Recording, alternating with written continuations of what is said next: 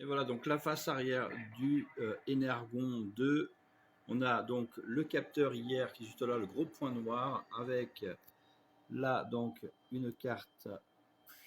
J'ai du mal à synchroniser mon doigt avec le capteur.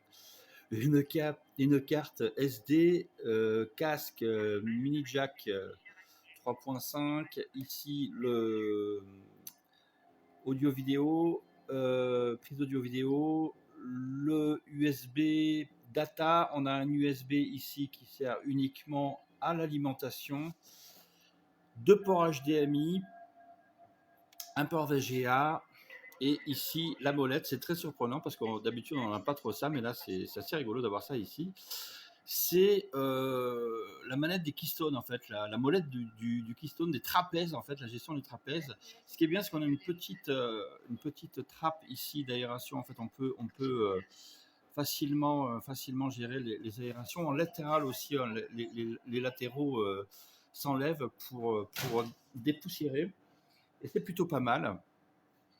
C'est plutôt pas mal parce que du coup, on peut éviter d'avoir des saletés dans la chambre de projection de ce fait-là. On peut mettre un coup de soufflerie dans l'appareil très très facilement et ça, c'est vraiment vraiment chouette.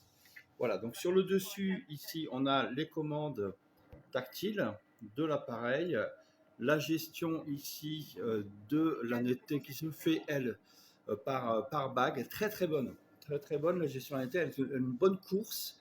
Hein, on n'est pas court en fait, hein, vraiment. Il y a des projecteurs sur lesquels on est vraiment très court au niveau de la netteté. Là, on a vraiment une très très belle course et une optique aussi. Et ça, c'est une des spécificités d'Artly qui est très très belle et très nette partout, hein, sur sa surface. Bon, là, il y a un peu de poussière dessus. Mais vous voyez que voilà, on a vraiment une belle, une belle lentille avec un joli coating bleu en fait. Et franchement, voilà, bien, très très bien réalisé cette lentille. Je vais éteindre la lumière maintenant et on va voir un petit peu ce que ça donne au niveau de l'image. Voilà. Donc, vous voyez, au niveau de l'image, on est quand même beau. Hein. On entend un petit peu le projecteur, mais bon, c'est pas non plus complètement démentiel en fait, hein, si vous voulez, en termes de bruit. Je vais passer devant, hop, voilà, histoire de capter en full frame comme ça, hop.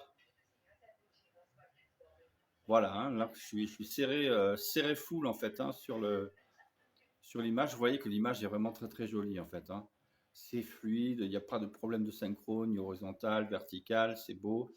Voilà, l'image est vraiment nette. C'est du 1080p natif. Donc franchement, voilà, et c'est très très lumineux quoi. Voilà, là on est sur une bécane qui tourne à 7000 lumens. Donc on a vraiment quelque chose qui est bien joli en termes d'image quoi. Voilà. Voilà, on va voir un peu d'autres images que l'espace. On va éviter de filmer trop longtemps non plus pour les questions de droit. Et voilà, au niveau des paramètres, hop, je vais bouger un peu. Youp, je vais aller chercher ma télécommande. Gagnant. Alors, voilà, au niveau des paramètres, c'est assez simple. C'est le mec qui fait pas de montage en fait, il fait tout d'un coup, one shot. Et au niveau des réglages, on a. Bon, c'est une télécommande hier en fait, hein. Donc, bon, ça, c'est, je dirais pas ennuyeux, mais elle marche plutôt bien. Elle marche plutôt bien, néanmoins, elle arrive à bien capter devant, derrière, ça va, c'est relativement correct. Regardez, en fait, vraiment la beauté des couleurs, en fait, hein, et surtout le cadre, qui est vraiment très très droit. Là, je viens de mettre le projecteur vraiment pile en face du mur, et on n'a pas de, comment dire, de trapèze, hein, marqué vraiment en natif, comme ça, quand on met le projecteur bien comme il faut, vraiment le cadre est très net en fait, hein. On a vraiment un rectangle, un joli rectangle en fait. Voilà. Donc la gestion des sources, bien entendu, la configuration, le DLNA, donc l'appareil est DLNA. Cast iOS, donc c'est pour casser votre téléphone. Le Miracast, c'est pour caster, bien entendu, votre téléphone Android. Ici, la gestion des médias, tout simplement. Voilà. Donc, on peut mettre de la musique, des photos, du texte, hein, des documents texte, documents Word, etc.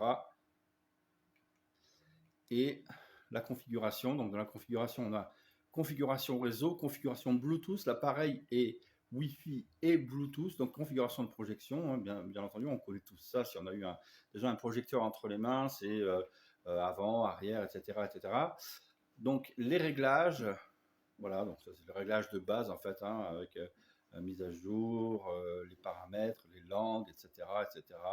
Donc voilà, on n'a rien de nouveau sous le soleil. Ce qui est vraiment bien, c'est effectivement qu'il y ait le Bluetooth et le Wi-Fi qui permet justement cette fameuse fonction DLNA qui va vous permettre de lire des médias à partir d'un périphérique DLNA connecté sur votre réseau, par exemple votre PC. Si votre PC, vous avez, moi j'utilise Universal Media Server qui va pouvoir servir justement de la vidéo sur votre projecteur, quoi. Voilà, donc un très très très bon projecteur. On a un petit peu bruyant au niveau du ventilateur, mais rien qui casse trois pattes quand même. Ça s'oublie très très vite, surtout quand on écoute un film à bon volume, ce qui est en général le cas quand on fait une projection sur un mur.